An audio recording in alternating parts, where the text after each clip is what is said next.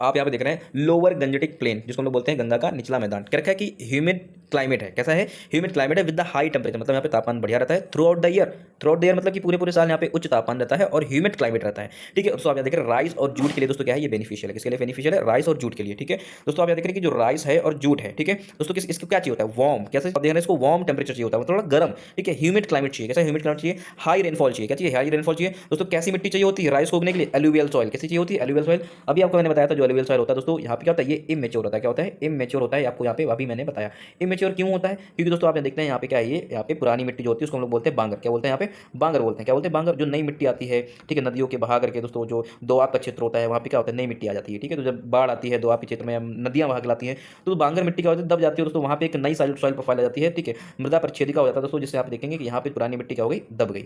जो बांगर था वो दब गया, और यहाँ पे आपको क्या दिख रहा है? यहाँ पे आपको खादर का क्षेत्र दिख रहा है। तो इसका मतलब क्या है? ये इमेच्योर है, मेच्योर हो ही नहीं पाती, दूसरी मिट्टी फिर आ जाती है उसके ऊपर। ठीक है, तो ये आपको पता चला। ठीक है, एलुवियल सॉइल दोस्तों इंडिया के कितने पोर्शन में दोस्तों? ऑलमोस्ट ऑलमोस्ट देखेंगे 40% रीजन में आपको देखने को मिल जाता है दोस्तों। गोदावरी बेसिन रीजन हो गया, कृष्णा बेसिन रीजन हो गया दोस्तों। दोस्तों यहाँ पे आप देख रहे हैं ईस्टर्न घाट में आपको देखने मिलेगा, वेस्टर्न घाट में आपको देखने मिल जाएगा। ठीक है दोस्तों, आपको यहाँ पे गंगा के मैदानी क्षेत्र में देखने मिल जाएगा। ठीक है, गंगा मैदान क्षेत्र मतलब पंजाब से लेकर के दोस्तों आप यहाँ पे आसाम के रीजन के बीच में आपको देखने मिल जाएगा। ठीक है दोस्तों, आपको ये सारी चीजें अच्छे से समझ में आ रही होंगी। ठीक है, बात जरूर मिट्टी की थी तो थोड़ा सा डिस्कस कर दिया। चलिए आप देख लेते हैं वीट के बारे में, गेहूं के बारे में। अब विंटर क्रॉप दोस्तों कब उगती है? जाड़ों के समय में उगती है। ठीक है, आप दोस्तों यहाँ पे देखेंगे रबी क्रॉप से। कैसा है? रबी। ठीक है, रबी दोस्तों आप कैसे? गैस। गैस का मतलब क्या होगा? गैस है दोस्तों क्या होगा? गेहूं। और सास मतलब क्या होगा? सरसा। सरसों। क्या हो गया? सरसों हो गया। गेहूं और सरसों दोस्तों कैसी फसलें हैं? रबी की फसलें हैं। ठीक है दोस्तों, आई होप आप यहाँ पे रिवीजन की फॉर्म में बहुत अच्छी सारी चीजें तैयार हो रही होंगी। ठीक है, आपको दोस्तों यहाँ पे खिंच करके एक जगह मिल रहा है, तो आप देख रहे हैं गेहूं। गेहूं दोस्तों कैसी क्रॉप है? विंटर में। अब दोस्तों देखते हैं, लोग सुनते हैं गाँव में, कहते हैं कि जितना कोहरा गिरेगा, क्या जितना कोहरा गिरेगा गेहूं की फसलों के लिए उतना क्या रहेगा? बेनिफिट रहेगा। गेहूं की फसलों के लिए क्या रहेगा? उतना बेनिफिट रहेगा। ठीक है, तो दोस्तों इससे समझ में आता है कि विंटर क्रॉप से। ठीक है दोस्तों, होली के टाइम पीरियड में क्या करते हैं? काट लेते हैं। ठीक है, उसके बाद दोस्तों आप देख रहे हैं कि विंटर क्रॉप्स कूलर। क्या मतलब? इसको उगाया जब जाता है, जब इसको गेहूं की फसल को जब उगाते हैं दोस्तों, कैसा चाहिए होता है दोस्तों? यहाँ पे आप देखते हैं विंटर सीजन। कैसा चाहिए? विंटर सीजन चाहिए। लेकिन दोस्तों अभी जब फसल पक जाती है, मतलब जब पक करके सूख के बढ़िया तैयार हो जाती है, लहराते हुए खेत दोस्तों आप देख रहे हैं ना, एकदम पीले पीले नजर आते हैं। ठीक है, होली के टाइम पीरियड में जब गेहूं कटता है, तो आप दोस्तों यहाँ पे देखेंगे कि दोस्तों इसको पकने के लिए दोस्तों क्या चाहिए? हाई टेम्परेचर चाहिए। क्या चाहिए? हाई टेम्परेचर चाहिए, याद रखना दोस्तों। ठीक है, इसको उगाने के लिए दोस्तों क्या चाहिए? मॉइस्ट रीजन चाहिए, मतलब विंटर सीजन चाहिए। और दोस्तों इसको यहाँ पे जब पक जाती है दोस्तों कैसा चाहिए? शुष्क चाहिए। शुष्क मतलब यहाँ पे सूखी। ठीक है, शुष्क जलवायु चाहिए। ठीक है, आपको बातें समझ में आ रही है? आई होप समझ में आ रही होंगी। ठीक है, थोड़ा बातें चीजें करते हुए हम लोग बढ़िया से तैयार कर लेंगे। ठीक है, थोड़े दिन बच्चे हुए हैं, आप लोग के साथ काम कर दूं, बढ़िया हो जाएगा। अपन का क्या है? ठीक है, चलता रहेगा, कोई दिक्कत नहीं है। ठीक है दोस्तों, आप यहाँ देख रहे हैं कॉटन। क्या? कॉटन ग्रो करता है दोस्तों कौन से रीजन में? ड्राई रीजन में, जहाँ पे शुष्क जलवायु होती है दोस्तों, वहाँ पे क्या करते हैं? उसको जगाते हैं। ठीक है, अब हम देखेंगे निचले गंगा के मैदानी क्षेत्र में दोस्तों आप देखेंगे आर्द्र जलवायु होती है, मतलब यहाँ पे ह्यूमिड रीजन होता है। ठीक है, हाई टेम्परेचर होता है, उच्च तापमान होता है, ये बात अपने दिमाग में रखेंगे। पर्णपाती वन पाए जाते हैं दोस्तों, यहाँ पे क्वेश्चन पूछ सकता है। ठीक है, कि पर्णपाती वन दोस्तों कहाँ मिलते हैं? तो आप देख रहे हैं यहाँ पे लोअर गंजेटिक रीजन में आपको यहाँ पे कैसे वन देखने को मिल रहे हैं? पर्णपाती वन देखने मिल रहे हैं। रॉयल बंगाल टाइगर दोस्तों यहाँ पे रीजन में देखने मिलता है। मैंग्रोव रीजन दोस्तों आपको देखने मिल जाता है। ठीक है, मैंग्रोव फॉरेस्ट जिसको बोलते हैं दोस्तों, एलुवियल दोस्तों यहाँ पे क्या होती है? मैक्सिमम फॉर्म में पाई जाती है। ठीक है, तो मेरे कह सकते हो आप यहाँ देख रहे हैं इसकी जो बाउंड्रीज हैं कहाँ कहाँ तक लॉक है। इसके उत्तर में आप देखेंगे दोस्तों आपको दार्जिलिंग तक की दोस्तों क्या है? ये फैला हुआ है दोस्तों। आप इसके यहाँ पे साउथ में देखेंगे दोस्तों, यहाँ पे कहाँ? बे ऑफ बंगाल तक। कहाँ पे? बे ऑफ बंगाल तक फैला हुआ है। इसके ईस्ट में आप देखेंगे दोस्तों बांग्लादेश तक सीमा लगती है दोस्तों। वेस्ट में देखेंगे तो वहाँ पे छोटा नागपुर पठार उच्च भूमि तक दोस्तों क्या है? इसका फैला हुआ है दोस्तों। आपको यहाँ पे ये याद रखना है इसकी यहाँ पे बाउंड्रीज के बारे में। ठीक है, कि जो लोअर जेनेटिक रीजन है वो कहाँ कहाँ तक फैला हुआ है। ठीक है,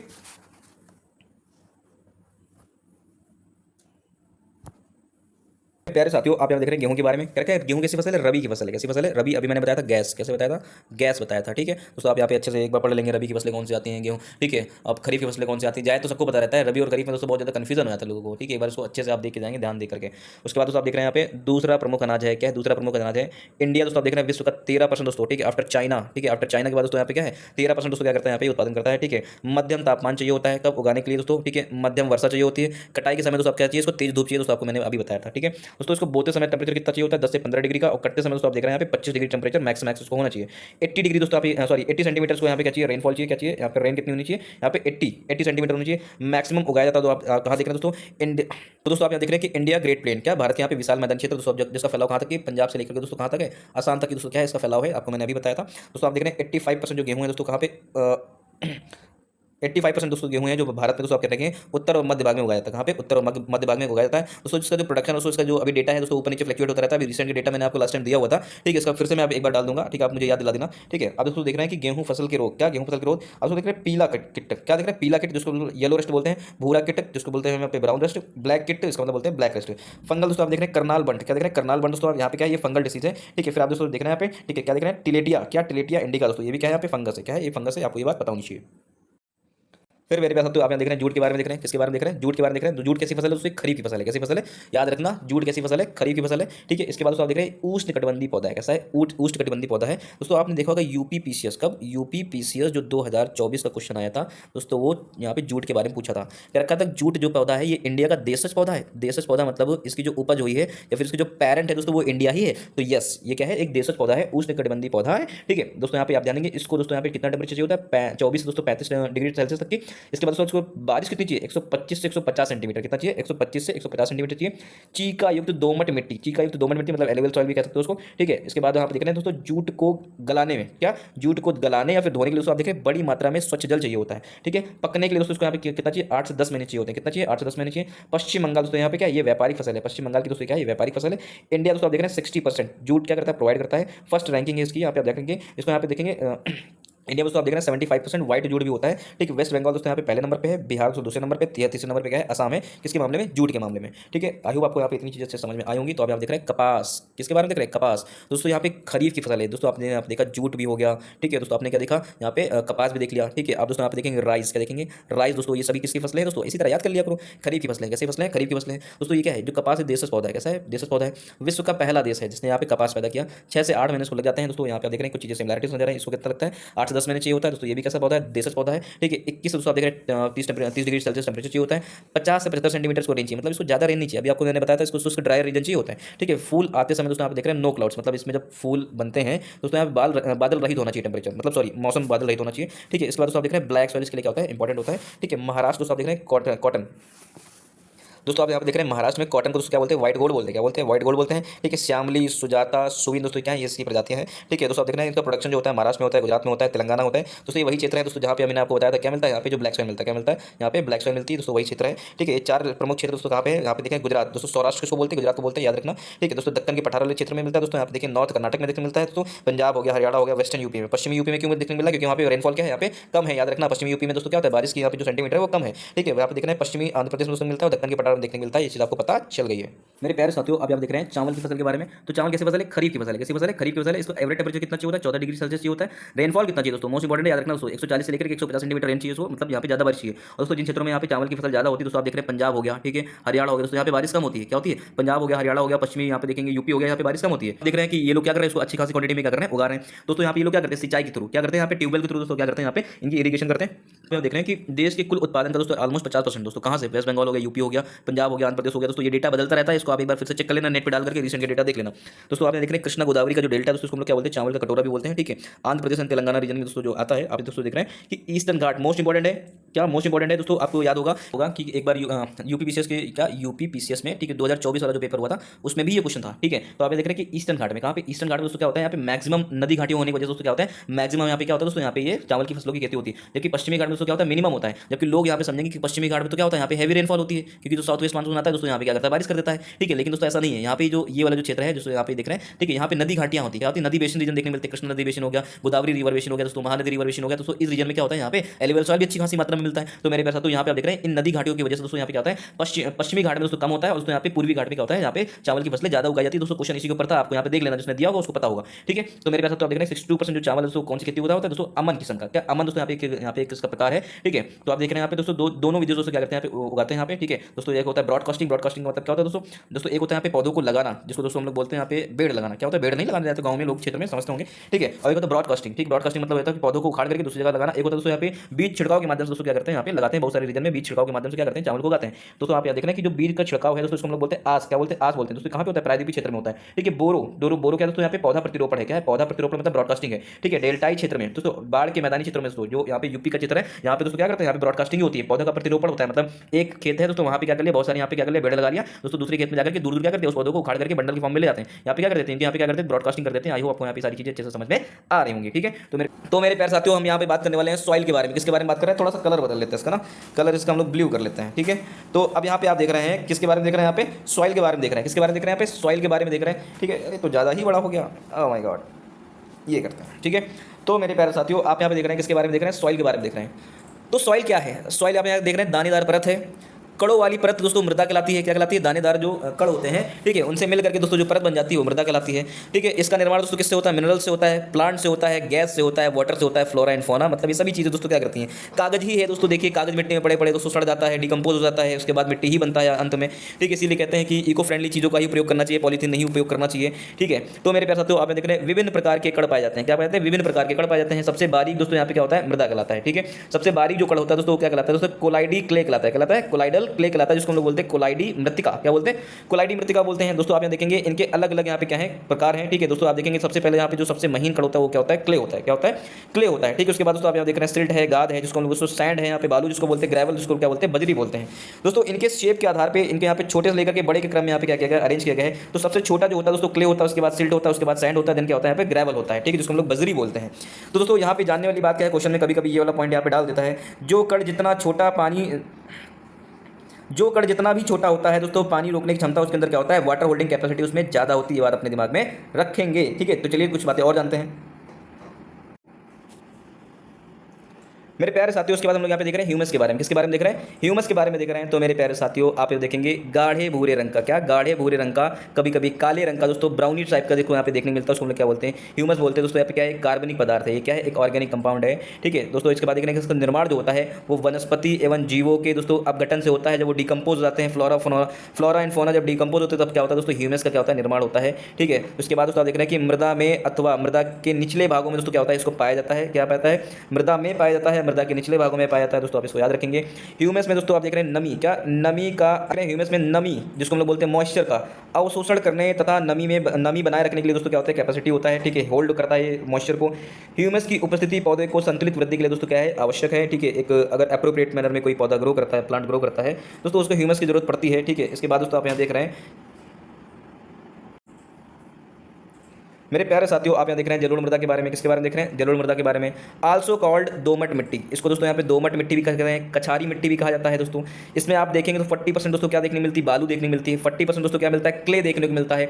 20% दोस्तों यहाँ पे क्या देखने मिलता है? गाद देखने को मिलता है। ठीक है, बालुई दोमट मृदा, क्या बालुई दोमट मृदा में जल धारण क्षमता दोस्तों क्या होती है? कम होती है। क्या होती है? जल धारण क्षमता क्या होती है? कम होती है। ठीक है, अब यहाँ पे ध्यान देंगे दोस्तों ये जो दोमट मिट्टी होती है दोस्तों, एलुवियल सॉइल दो टाइप की होती है। ठीक है, एक को दोस्तों हम लोग बोलते हैं खादर, क्या बोलते हैं? एक को यहाँ पे बोलते हैं खादर, एक हम लोग क्या बोलते हैं? बांगर बोलते हैं। आपको पता होगा बांगर क्या होती है दोस्तों? जो पुरानी हो जाती है, नाम से समझ में आ रहा हो, बंजर बांगर। ठीक है, तो उसका मतलब क्या? पुरानी हो चुकी। खादर दोस्तों जो नई बाढ़ आती है, नदियां बहती हैं दोस्तों, वो क्या करती हैं? मैदानी क्षेत्रों में, ठीक है, नया निक्षेप छोड़ जाती है दोस्तों, सेडिमेंट्स बहा करके लाती हैं दोस्तों, उसको हम लोग क्या बोलते हैं? खादर बोलते हैं। दोआब के क्षेत्र में दोस्तों, ठीक है, आप यहाँ पे देख रहे हैं। ठीक है, भारत की सबसे ज्यादा दोस्तों उपजाऊ जो मिट्टी है दोस्तों वो कौन सी है? एलुवियल सॉइल है, ये याद रखेंगे। मैक्सिमम दोस्तों देख रहे हैं 40% एरिया कवर है दोस्तों, किससे? एलुवियल सॉइल से भारत का दोस्तों।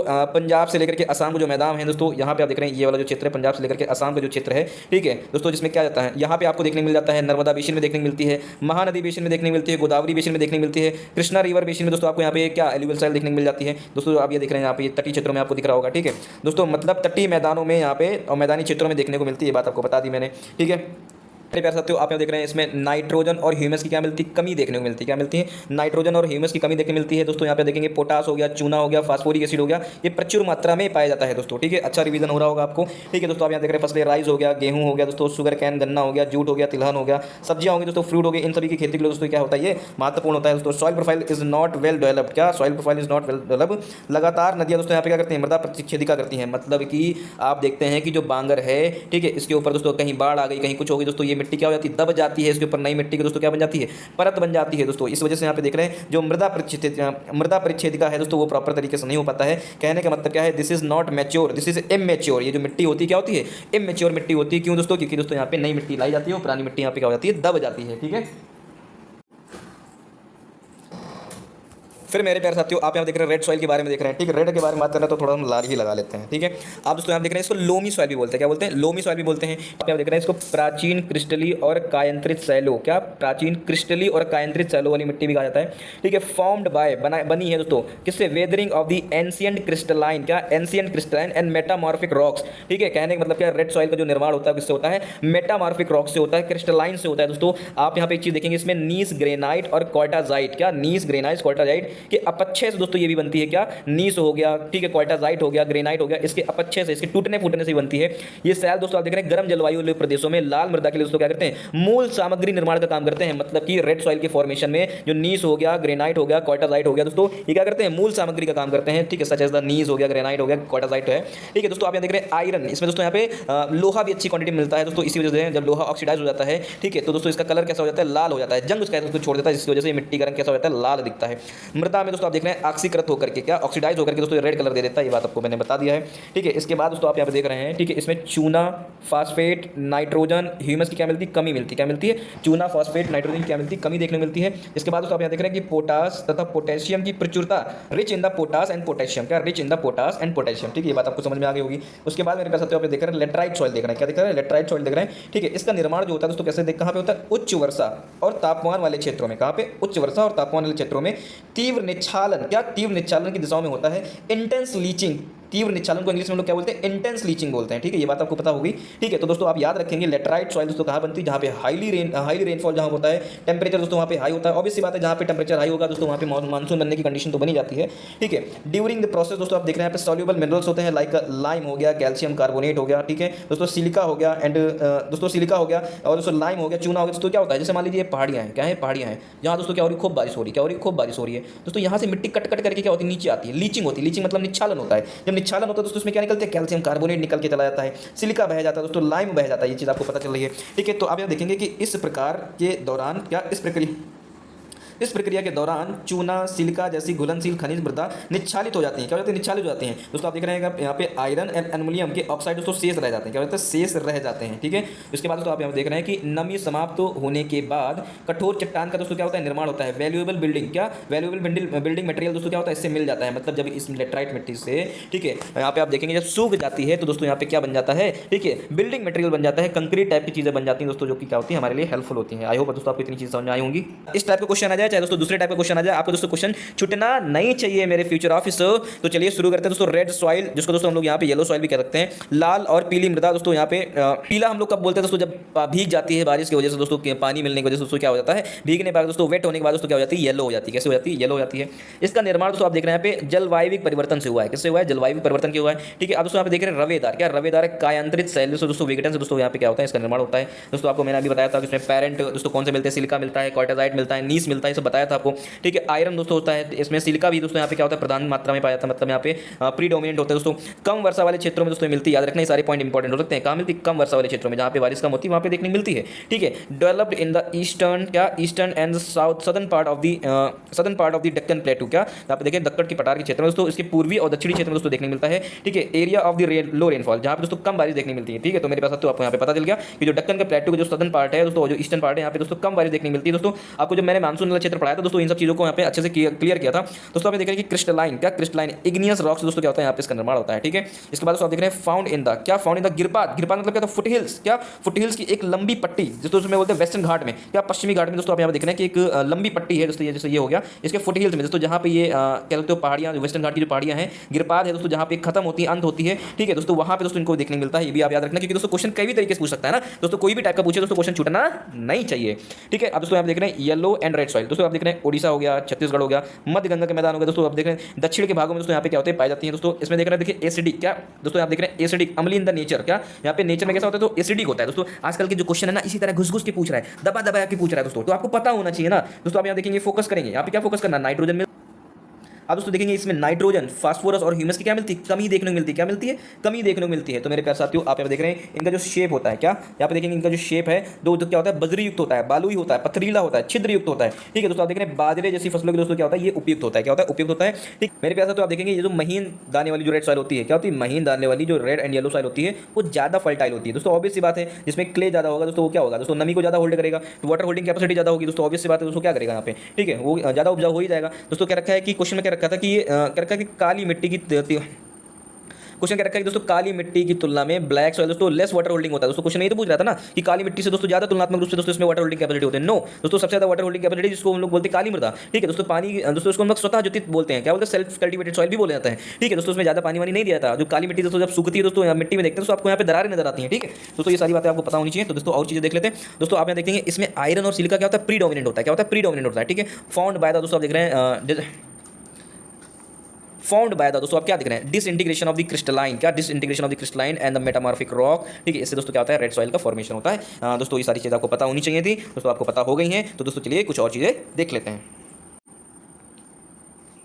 मेरे प्यारे साथियों, आप यहाँ देख रहे हैं ब्लैक सॉइल के बारे में क्या रखा है कि दोस्तों यहाँ पे इसमें ह्यूमस क्या होता है दोस्तों, भरपूर होता है, ठीक है। ब्लैक सॉइल में ह्यूमस क्या होता है, भरपूर मात्रा में पाया जाता है, ठीक है। ब्लैक कलर, तो आप एक बात याद रखेंगे, इसका जो ब्लैक कलर है, ब्लैक सॉइल का, काली मिट्टी का जो काला कलर है, किसकी वजह से, टिटेनीफेरस, क्या टिटेनीफेरस मैग्नेटाइट की वजह से दोस्तों, और ह्यूमस की वजह से होता है। क्योंकि दोस्तों आपको मैंने बताया था कि ह्यूमस का कलर कैसे होता है, तो ब्राउन होता है, तो क्या होता है, ब्लैक होता है, क्या होता है, ब्लैक एंड ब्राउन टाइप में यहाँ पे देखने मिलता है। दोस्तों आप देख रहे हैं डक्कन ट्रैप, क्या डक्कन ट्रैप में लावा चट्टानों के दोस्तों फूटने से दोस्तों इसका क्या होता है, निर्माण होता है। दोस्तों आप देख रहे हैं लावा मिट्टी से दोस्तों क्या होता है, इसका यहाँ पे निर्माण होता है, पानी को रोक लेती है, क्या कर लेती है, पानी को रोक लेती है। नमी दोस्तों यहाँ पे क्या करती है, मेंटेन रहती है। यहाँ पे सूखने पर दोस्तों आपको क्या दिखती है, दरारें दिख जाती हैं। उच्च पोषक तत्वों से दोस्तों क्या होती है, भरपूर होती है। दोस्तों कपास की खेती के लिए, मूंगफली के लिए, दोस्तों सोयाबीन के लिए दोस्तों क्या होती है, उपयुक्त होती है, याद रखेंगे आप। दोस्तों इसमें आप देखेंगे ये कहाँ पाया था, मेनली दोस्तों, मेनली मुख्य रूप से आपको गुजरात क्षेत्र में, महाराष्ट्र क्षेत्र में, मध्य प्रदेश क्षेत्र में देखेंगे, ओडिशा में भी देखने मिलता है, आंध्र प्रदेश और तमिलनाडु में भी देखने मिलता है, राजस्थान और छत्तीसगढ़ में भी देखने को मिलती है। दोस्तों इसमें कमी किस चीज़ की पाई जाती है, दोस्तों आजकल एग्जामिनर यहाँ फोकस कर रहा है, इन सब चीज़ों पे फोकस कर रहा है, छोटी छोटी बातों पे फोकस कर रहा है। इसमें नाइट्रोजन की कमी होती है, फास्फोरस की कमी होती है, ऑर्गेनिक कंपाउंड की कमी होती है। इसकी जो पीएच वैल्यू होती है दोस्तों कितना होता है, 7.2 से लेकर के 8.5 तक की होती है।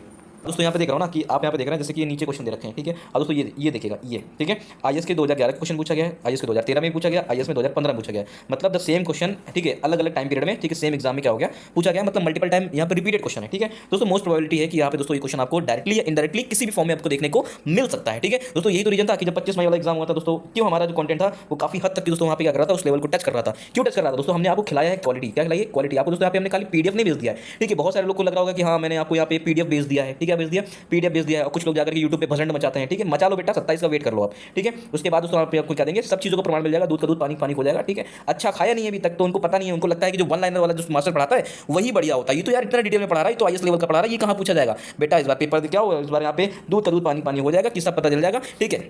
बकले खिंच जाएंगे, सब पता चल जाएगा, ठीक है। अब दोस्तों यहाँ पे देख रहे हैं एसपीएम के बारे में थोड़ा सा बताता हूँ आपको, जिसको हम लोग बोलते हैं यहाँ पे सस्पेंडेड पार्टिकुलेटेड मैटर। दोस्तों आपने यहाँ पे सुना होगा पार्टिकुलेटेड मैटर, ठीक है। पीएम 2.5 सुना होगा आपने, सुना होगा दोस्तों पीएम 10 सुना होगा दोस्तों, ठीक है। दिल्ली में दोस्तों इनको सबको रोकने के ऊपर बहुत ज़्यादा यहाँ पे काम चल रहा है। तो मेरे पैसा तो आप दिल्ली में दोस्तों देखते हैं यहाँ पे चैम्बर भी लगाए जा रहे हैं। चैम्बर लगाने का मतलब क्या है, यहाँ पे दोस्तों चैम्बर लगा हुआ है, इसमें दोस्तों फैन चलता रहता है। दोस्तों यहाँ से क्या करता है, बहुत सारी डस्ट खींच के दोस्तों क्या करता है, इस चैम्बर में लेकर के आता है, इकट्ठा करता है दोस्तों। अभी जो यहाँ पे दोस्तों आप देख रहे हैं, जो यहाँ पे ये जो पार्टिकुलेटेड मैटर्स हैं, ये दोस्तों यहाँ पे जो कोयले से या फिर जो भी धुआं उठता है दोस्तों, इसमें क्या होता है ना कि इसमें आप देख रहे हैं इनमें आयंस होते हैं, क्या होते हैं, आयंस होते हैं। और जब ये दोस्तों इसके सारे नीचे उतरते हैं दोस्तों, जब ठंडे हो जाते हैं, तो ठंडे हो जाने के बाद दोस्तों यहाँ पे राख के फॉर्म में दोस्तों क्या हो जाते हैं, इकट्ठा हो जाते हैं, क्या होते हैं, इकट्ठा हो जाते हैं। तो आप देख रहे हैं यहाँ पे, आप देखेंगे तो मेरे प्यारे साथियों, आप यहाँ देख रहे हैं यहाँ पे जो कोयले के दहन से दोस्तों, जो फ्लाई एश इसी को बोलते हैं, क्या यहाँ पे जो राख इकट्ठा हुई जिसको हम लोग बोलते हैं फ्लाई एश, क्या बोलते हैं, फ्लाई एश। तो मेरे प्यारे साथियों आप यहाँ देखेंगे ईट, क्या ईटा के बनाने में, ठीक है, और सड़क के निर्माण में दोस्तों क्या करते हैं, इनका प्रयोग किया जा रहा है, याद रखना। फिर मेरे प्यारे साथियों ये जो एसपीएम है, जिसको हम लोग बोलते हैं सस्पेंडेड पार्टिकुलेटेड मैटर, इसमें तो आपको क्या देखने मिलते हैं, एल्युमिनियम के ऑक्साइड भी देखने मिलते हैं, इसमें सिलिकॉन के ऑक्साइड भी देखने मिलते हैं, उपस्थित होते हैं। ये चीज़ आपको पता होनी चाहिए। They also called the RPM, RPM का मतलब क्या होता है, रेस्पिरेटरी पार्टिकुलेटेड मैटर, क्या बोलते हैं इसको, रेस्पिरेटरी पार्टिकुलेटेड मैटर भी बोलते हैं। Also found in the cigarette, जो लोग दोस्तों स्मोकिंग करते हैं दोस्तों, उसमें भी क्या मिलता है आपको, आरपीएम देखने को मिल जाता है, ठीक है। वायु का भौतिक प्रदूषक दोस्तों, यहाँ पे क्या धूल कण है, क्या है, वायु का भौतिक प्रदूषक है। भौतिक प्रदूषक मतलब केमिकली लोगों को अफेक्ट नहीं कर रहा है, ठीक है। वायु का जो धूल के कण है दोस्तों क्या कर रहे हैं, लोगों को फिजिकली इंपैक्ट करते हैं, फिजिकली अफेक्ट करते हैं, फिजिकली अफेक्ट करते हैं। तो मेरे पास तो ये चीज़ आपको समझ में आ गई होगी, ठीक है। आरपीएम तो दोस्तों क्वेश्चन पूछ लेगा, क्या सिगरेट में कि धुएं में दोस्तों क्या क्या पाया जाता है दोस्तों, कौन सा धुआं निकलता है, क्या होता है दोस्तों, तो उसमें पूछ लेगा क्या यहाँ पे एसपीएम पैटर्न में, दोस्तों क्वेश्चन डाल सकता है कि इसमें आरपीएम भी निकलता है, तो यस इसमें आरपीएम होता है, ठीक है। इसमें दोस्तों यहाँ पे एसपीएम भी बोल सकते हैं, उसको आरपीएम भी बोल सकते हैं दोस्तों। आल्सो हम पेड़ पौधे, क्या पेड़ पौधे की जो पत्तियाँ होती हैं, आपको दोस्तों पता होगा जैसे कि ये पत्ती है, ठीक है, इसमें दोस्तों छोटे छोटे रिंद पाए जाते हैं, क्या पाते हैं, छोटे छोटे यहाँ पे देखते हैं रंध्र पाए जाते हैं, इनको दोस्तों हम लोग इंग्लिश में बोलते हैं स्टोमेटा, क्या बोलते हैं, स्टोमेटा बोलते हैं दोस्तों। स्टोमेटा का स्ट्रक्चर ऐसे कुछ होता है, क्या होता है, ऐसे होता है, ठीक है। जब सनलाइट पड़ती है दोस्तों स्टोमेटा क्या होता है, खुल जाते हैं, क्या होता है, खुल जाते हैं दोस्तों। जब इनके ऊपर दोस्तों ये जो फ्लाई ऐसा है या फिर जो डस्ट पार्टिकल्स हैं जाकर के दोस्तों ऐसे बैठ जाते हैं, तो इनके रंध्र क्या होते हैं दोस्तों, बंद हो जाते हैं। यहाँ पे क्या होता है, इनके स्टोमेटा क्या होता है, भर जाते हैं दोस्तों। इससे क्या होता है, जो फोटोसिंथेसिस प्रोसेस होता है, प्रकाश संश्लेषण की जो क्रिया होती है दोस्तों, क्या होती है, इंपैक्ट होती है, प्रभावित हो जाती है दोस्तों, वो नहीं हो पाती है दोस्तों। इसके बाद देख रहे हैं कि पराली के दहन से भी दोस्तों क्या निकलता है, एसपीएम यहाँ पे निकलता है, ठीक है। दिल्ली में दोस्तों आप देख रहे हैं जो मोटर व्हीकल्स है, तभी तो आपने देखा होगा कि डीजल जो व्हीकल्स है दोस्तों 15 साल के बाद दोस्तों यहाँ पे आप उसको दिल्ली में नहीं चला सकते हो। इसी वजह से दोस्तों आप देखते हैं कि जो दिल्ली नंबर की दोस्तों जो डीजल नंबर की इसी वजह से दोस्तों आप देखते हैं कि डीजल जो गाड़ियाँ होती हैं दिल्ली में दोस्तों सस्ते रेट में मिल जाती हैं। क्यों मिल जाती है, क्योंकि दोस्तों वो वहाँ पे नहीं चल सकती हैं दोस्तों, अदर स्टेट में चलाया जा सकता है उनको, ठीक है। फिर मेरे प्यारे साथियों आप यहाँ पे देखेंगे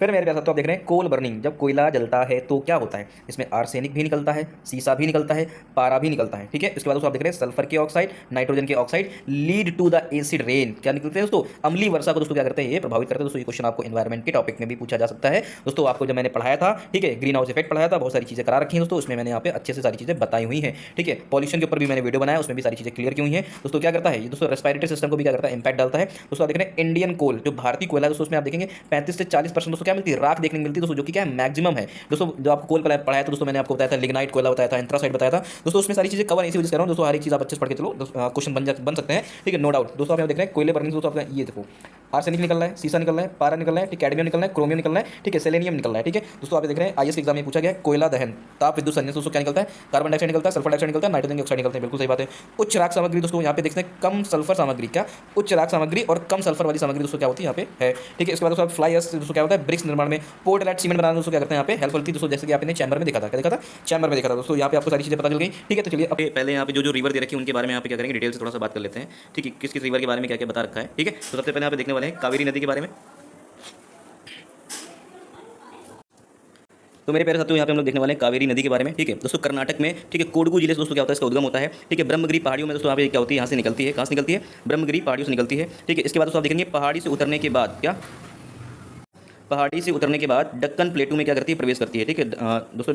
दक्कन प्लेटू में क्या करती है, प्रवेश करती है, ठीक है। जहां पर दोस्तों आप देख रहे हैं शिव समुद्रम, क्या शिव समुद्रम एवं श्रीरंगपट्टनम, क्या शिव समुद्रम और श्रीरंगपट्टनम द्वीपों का क्या होता है, निर्माण करता है, क्या करता है, शिव समुद्रम और श्रीरंगपट्टनम द्वीपों का निर्माण होता है। क्वेश्चन अगर पूछ ले कि शिव समुद्रम और श्रीरंगपट्टनम जो द्वीप है, ठीक है, उसका निर्माण करने वाली जो नदी है वो कौन है, तो दोस्तों आप याद रखेंगे यहाँ पे कौन सी, कावेरी नदी होगी, ठीक है। उसके बाद दोस्तों आप देखेंगे कि वर्ष भर बहने वाली क्या है, ये नदी है, क्या है दोस्तों, ये कंटिन्यूअस रिवर है, ठीक है, पूरे साल इसमें पानी रहता है। इसके बाद दोस्तों आप देख रहे हैं तिरुचिरापल्ली से, कहाँ से, तिरुचिरापल्ली के पास से दोस्तों बे ऑफ बंगाल में क्या हो जाती है, गिर जाती है, क्या होती है, बे ऑफ बंगाल में गिर जाती है दोस्तों। आपको पता होगा तिरुचिरापल्ली में सी राजगोपालचारी दोस्तों क्या किया था, यहाँ पे मूवमेंट को लीड किया था, ठीक है, तिरुचिरापल्ली से वेदारण्यम, है ना।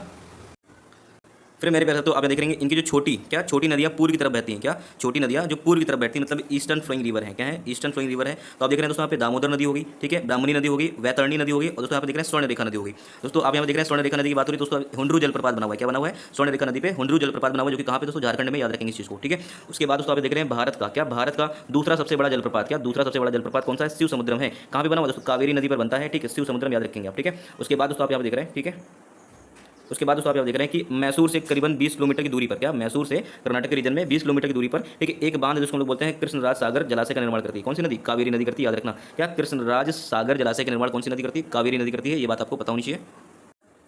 उसके बाद दोस्तों आप यहाँ देख रहे हैं बे ऑफ बंगाल में, क्या बे ऑफ बंगाल में, ठीक है, गिरने से पहले एक क्या बनाती है, समकोणी डेल्टा बनाती है, क्या बनाती है, समकोणी डेल्टा बनाती है, मतलब एक राइट एंगल ट्रायंगल शेप में क्या करती है, एक डेल्टा का निर्माण करती है दोस्तों, ये चीज़ आपको पता होनी चाहिए। तो आपने अभी यहाँ पे क्या देखा, शिव समुद्रम और श्रीरंगपट्टनम द्वीपों का निर्माण कौन करती है, ठीक है, ये करती है, ठीक है। आपने अभी यहाँ पे क्या देखा, ये ब्रह्मगिरी पहाड़ियों से निकलती है, ठीक है, आपको रिवाइज हो गया, ठीक है। कृष्णराज सागर जलाशय का निर्माण करती है, ठीक है, आप यहाँ पे देख रहे हैं कृष्णराज सागर जलाशय, ठीक है, रिजर्वियर बॉडी का क्या करती है, निर्माण करती है, ठीक है। अभी इसके बाद आप यहाँ पे देख रहे हैं, ठीक है, आपने देखा हुंड्रू जलप्रपात, क्या देखा, हुंड्रू जलप्रपात जो कि कहाँ पे है, झारखंड स्टेट में है, कहाँ पे बनता है, स्वर्ण रेखा नदी में बनता है, ठीक है। ये ईस्ट की तरफ फ्लो होने वाली क्या है, नदियाँ हैं, जिसमें दोस्तों आपने क्या बताया, दामोदर बताया, ब्राह्मणी बताया, वैतरणी बताया, स्वर्ण रेखा बताया, ये सब किधर की तरफ बहती है, पूरी तरफ बहती है दोस्तों। आप यहाँ देखते हैं जैसे दक्कन प्लेटू है दोस्तों, ये प्रायद्वीपीय क्षेत्र हो गया, ठीक है। उसके बाद दोस्तों आप ये देख रहे हैं दक्कन प्लेटू, दक्कन प्लेटू दोस्तों क्या है, यहाँ पे ये देखेंगे ईस्ट की तरफ क्या हुआ, झुका हुआ है, इंक्लाइन है, इस वजह से आप मोस्ट ऑफ रिवर दोस्तों आप देखते हैं, ठीक है। उद्गम भी दोस्तों अगर यहाँ पे पश्चिमी घाट में हुआ है, लेकिन दोस्तों बहते हुए कोस्टल का कहाँ पे चला जाता है, ईस्टर्न घाट की तरफ जाता है, और बे ऑफ बंगाल में क्या जाती है दोस्तों, ड्रेन कर जाती है, ठीक है। तो ये रीजन आपको पता चल गया, क्योंकि दोस्तों आप ये देख रहे हैं कि इसकी जो ढलान है किसकी तरफ है, यहाँ पे इसकी तरफ है, ठीक है। और दोस्तों ये जो दक्कन प्लेटू है, क्या ये जो दक्कन प्लेटू है, याद रखेंगे, ठीक है। जैसे कि मान लीजिए कि ये अपना ये प्रायद्वीपीय भारत हो गया, ठीक है, इसमें दोस्तों दक्कन प्लेटू है, इसको दक्कन ट्रैप क्यों बोलते हैं, ट्रैप का मतलब एक जाल में फंसा हुआ। दोस्तों आप यहाँ पे देख रहे हैं, यहाँ पे क्या है, ये पश्चिमी घाट हो गया, और दोस्तों ये क्या है, यहाँ पे ईस्टर्न घाट हो गया, ठीक है। ऊपर दोस्तों आप यहाँ पे देखते हैं, यहाँ पे ठीक है, नर्मदा ऊपर आप देखते हैं दोस्तों, यहाँ पे क्या हो गया, विंध्य रेंजेस हो गई, सतपुड़ा रेंजेस हो गई दोस्तों। इससे क्या हुआ, यहाँ पे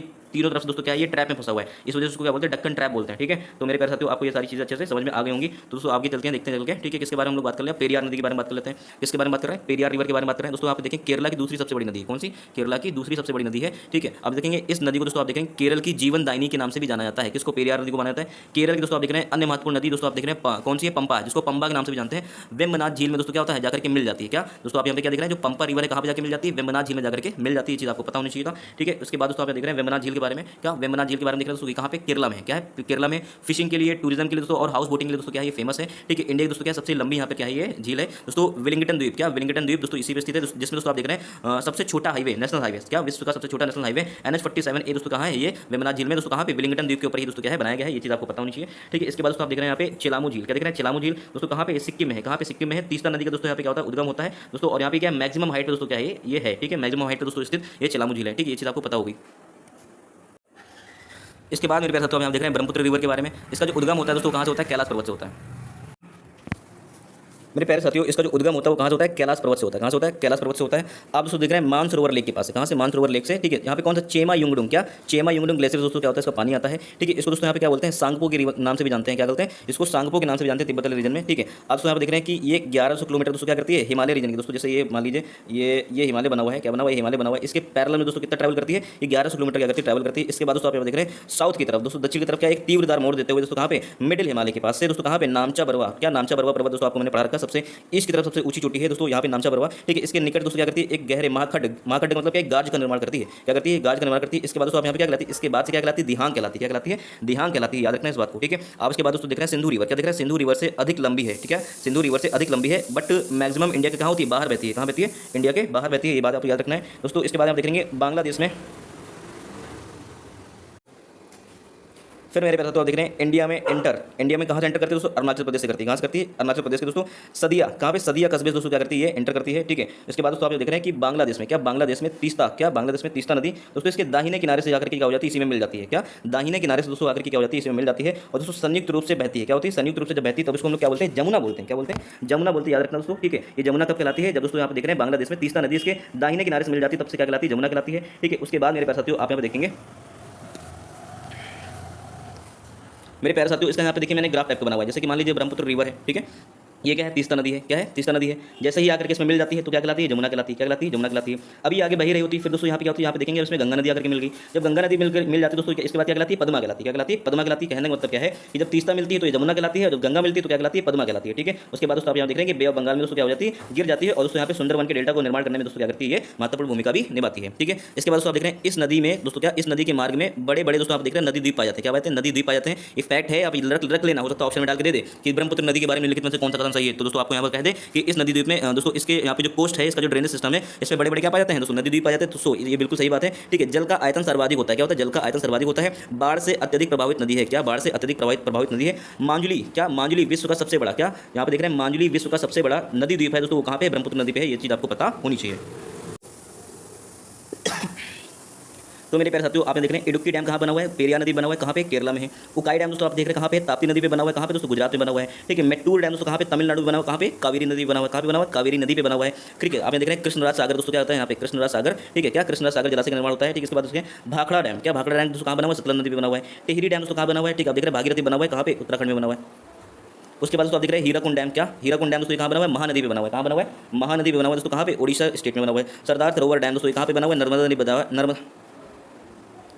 नर्मदा नदी पे बना हुआ है दोस्तों। कहाँ पे बना हुआ है? गुजरात में बना हुआ है। ठीक है, इसके बाद दोस्तों आप देख रहे हैं इंदिरा सागर डैम, क्या इंदिरा सागर डैम दोस्तों कहाँ पे? मध्य प्रदेश में। कहाँ पे? मध्य प्रदेश में। रिहंद बांध दोस्तों कहाँ पे बना हुआ है? यूपी में बना हुआ है। रिहंद बांध दोस्तों आप देख रहे हैं। ठीक है, यहाँ पे देख रहे हैं रिहंद बांध दोस्तों कहाँ पे बना हुआ है? ठीक है, तो आप देख रहे हैं दोस्तों रिहंद नदी है, उसकी ट्रिब्यूटरी कौन सी है? यहाँ पे सोन नदी है। क्या है? सोन नदी है, वहाँ पे दोस्तों बनाया गया इसको। ठीक है, इसके बाद दोस्तों आप देख रहे हैं कृष्णा रिवर, क्या देख रहे हैं? कृष्णा रिवर, तो उसके ऊपर दोस्तों कौन सा डैम बना हुआ है? आलमाटी डैम बना हुआ है, जो कि कहाँ पे? कर्नाटक में है। ठीक है, श्री साइलेंट डैम बना हुआ है दोस्तों, कहाँ पे? तेलंगाना आंध्र प्रदेश के रीजन में आता है। नागा अर्जुन बांध बना हुआ है दोस्तों, कहाँ पे? तेलंगाना आंध्र प्रदेश में आता है। ये तीनों ही डैम दोस्तों कहाँ बना हुए? कृष्णा नदी में बना हुए हैं। ठीक है, आप दोस्तों यहाँ देख रहे हैं राणा सागर डैम, क्या राणा सागर डैम दोस्तों कहाँ? चंबल नदी पे बना हुआ है राजस्थान में। कहाँ पे? चंबल नदी बना हुआ है राजस्थान में। ये चीज़ आपको पता होनी चाहिए।